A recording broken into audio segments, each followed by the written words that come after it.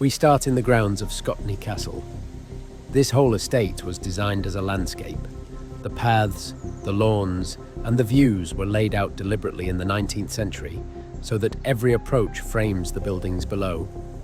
As you walk down the slope, the first thing you see is the old castle.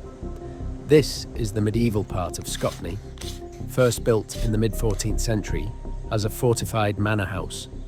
It wasn't a military fortress, but it was defensible enough for the period. A moat, a gate tower, and solid stone walls to protect the family and their estate during times of unrest and coastal raids. Around the base of the castle, you can still see the surviving structures. The round tower, a section of the hall range, and parts of the gatehouse. Everything else is long gone, softened by water, ivy, and time. The lake that surrounds it today was once a working moat. What you're looking at now is the Victorian version of it, reshaped as part of the garden design. The reflections, the planting, and the open views were all planned to turn the old ruin into the centerpiece of the landscape. From here, moving around the ruins, you get a clearer view of how little survives. Half a building, one tower, and fragments of the inner rooms.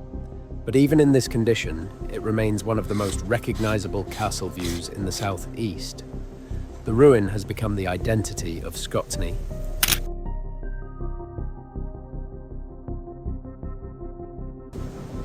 When you head back up the hill, the story shifts.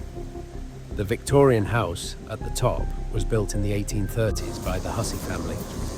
They wanted modern comfort, large rooms, dry foundations, and better views.